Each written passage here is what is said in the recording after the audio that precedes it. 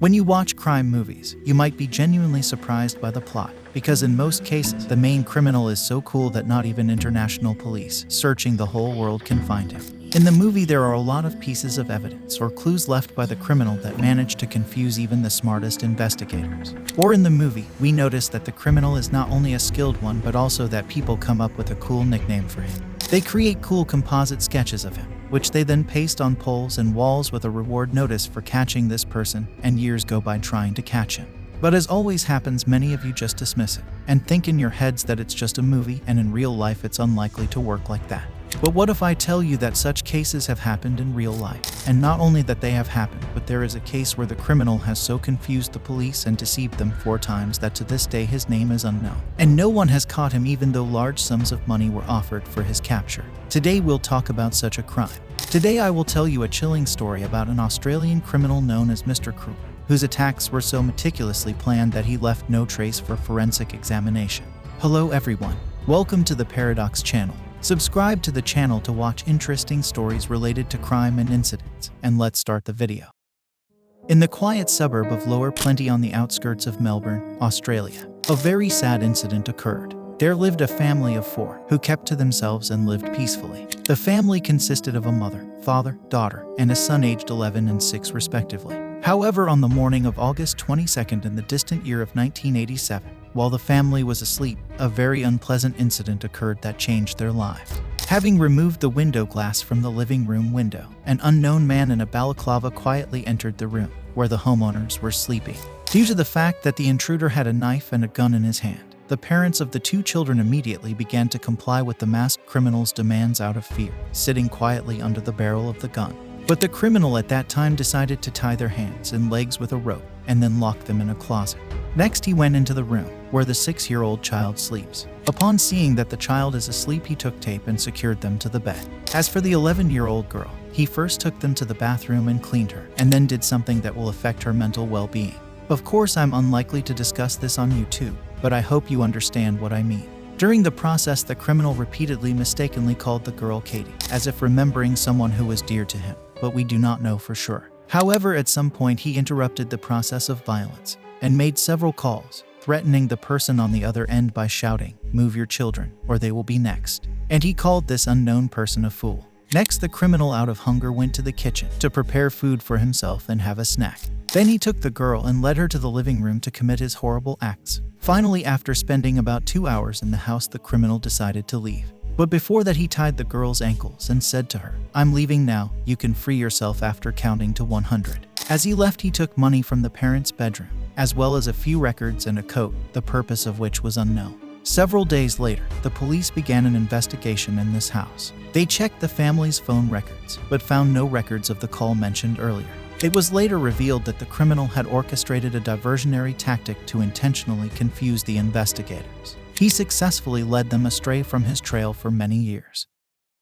More than a year had passed. Just a few days after Christmas in 1988, John Wills, his wife, and their 4 daughters were fast asleep in their home in the Ringwood area, a few miles southeast of where the previous crime occurred. Seizing the opportunity, the same criminal committed yet another dreadful act. Dressed in a dark blue jumpsuit and a dark ski mask, a person wearing a black balaclava broke into the Wills home and pointed a gun at John Wills' head. As before, he held a knife in his other hand and instructed the parents to lie face down, then tied them up and gagged them. The culprit reassured the Wills that he was only there for money, but then systematically disconnected the phone lines and entered the bedroom where all 4 Wills' daughters were sleeping. Addressing 10-year-old Sharon Wills by name, the man quickly woke her up, blindfolded and gagged her, then took some items of her clothing, escaping with her from the house early the next morning. Freed and noticing that the phone lines were cut, John Wills rushed to a neighboring house to use their phone and call the police. However, the criminal was long gone, along with Sharon Wills. But 18 hours later, a woman stumbled upon a tiny figure standing on the corner of the street just past midnight. It was Sharon Wills, dressed in green garbage bags. The mother of the daughter was overjoyed and rushed to remove the bag from her. When Sharon Wills reunited with her family, she provided the police with some striking clues about who might have committed her assault. Since she was blindfolded during the attack, Wills couldn't give a complete physical description of Mr. Cruel, but she recalled how shortly before releasing her, the suspect had meticulously washed her. He not only washed away all the forensic evidence he left behind, but also trimmed her nails on hands and feet, brushed her teeth and flossed them. Investigators quickly linked this incident to the previous one in Lower Plenty, and an atmosphere of fear and apprehension began to form in the suburbs of Melbourne. Everyone began calling this criminal Mr. Cruel, and composite sketches of his face were posted on lampposts, building walls, and so on. In general, the entire Melbourne police force actively searched for this person. Mr. Cruel struck for the third time on July 3, 1990, in the suburb of Canterbury, Victoria, which is located west of Ringwood and south of Lower Plenty. Here lived the Linas family, a wealthy English family renting a house on the prestigious Monomeath Avenue. This prominent area was once home to numerous Australian politicians and government officials, making it a considered safe neighborhood. At least that was the prevailing belief. On that day, Brian and Rosemary Linas attended a farewell party, leaving their two daughters home alone. Shortly before midnight, 15-year-old Fiona and 13-year-old Nicola were awakened by the intruder's voice and authoritative commands, wearing a mask. Armed with his usual pistol and knife, he ordered Nicola to go to another room to fetch her school uniform from the Presbyterian Girls' College, while he tied Fiona to her bed. Mr. Cruel informed Fiona that her father would have to pay him $25,000 for the return of Nicola, and then he left with his young victim in the family's rented car, which was parked in the driveway. Mr. Cruel drove about half a mile down the road, parked, and then transferred to another car. Just 20 minutes after the abduction, Brian and Rosemary Linas returned home to find 15-year-old Fiona tied to the bed with a ransom note. And then, just a few days later, Nicola was dumped near a power station not far from her home. She was fully clothed, wrapped in a blanket, and blindfolded. Once she was sure Mr. Cruel had left, she removed the blindfold and staggering made her way to the nearest house. It was around 2 a.m. when she called home. Nicola was able to provide investigators with some crucial details vital to the investigation. Most notably among them was an approximate height estimate of the assailant, which was around 5 feet 8 inches. She also reported that the suspect possibly had reddish-brown hair. Some details of her ordeal were even more horrifying.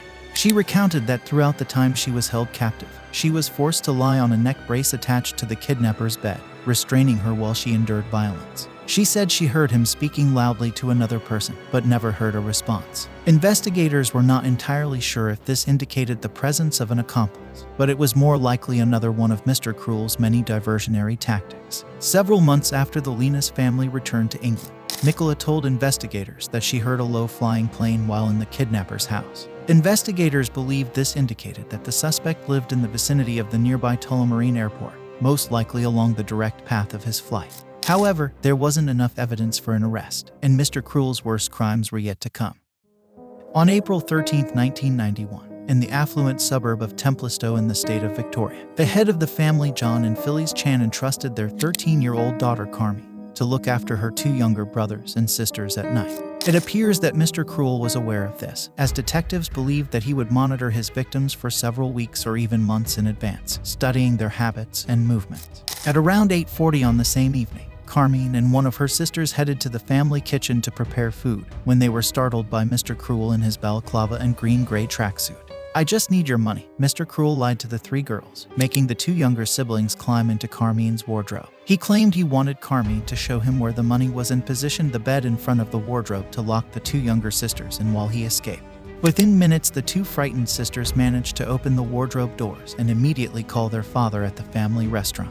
By the time the police arrived, they already knew what to expect. They had seen enough of Mr. Cruel crime scenes to understand what had happened. Soon after the abduction, investigators found a note written in large bold letters on Phyllis Chan's Toyota Camry. It said, "Payback, Asian dealer." More, not all yet. However, upon examining John Chan's biography, it turned out to be just another diversionary tactic by Mr. Cruel.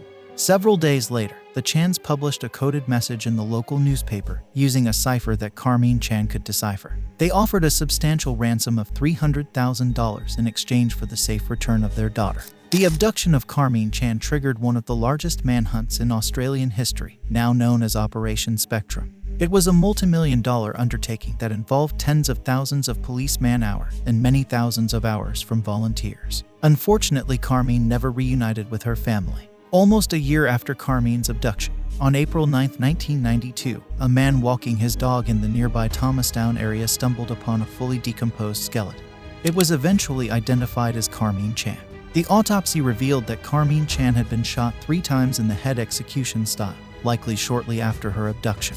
There were theories regarding why Mr. Cruel killed Carmine, even though he released all his other victims. Carmine's mother speculated that because her daughter was strong-willed and would resist the attacker, she likely learned too much about him for him to let her go.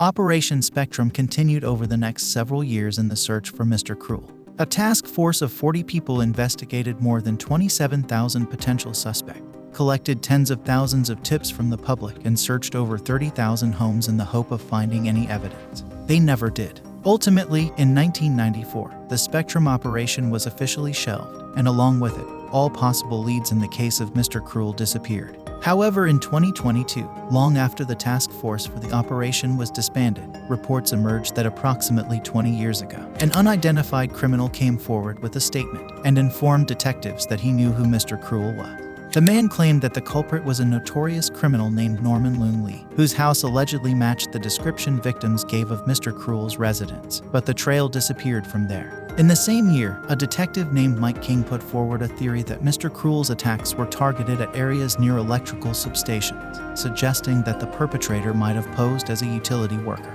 However, the case has once again reached a dead end since then. To this day, the identity of Mr. Cruel has never been identified. Yes, as you can see, everything in this story seems like a movie, and sometimes the plot can be even better than in the movies. But the difference is that in movies, such criminals are portrayed as very brilliant and cool characters that fans start to admire. However, in real life, it's not that simple, and I wouldn't advise admiring such monsters in real life. Because, after all, they are very bad criminals who have committed very horrible crimes, and at the very least, admiration for them can seem like an insult to the victims such as Sharon Wills, Carmine Chan, and so on.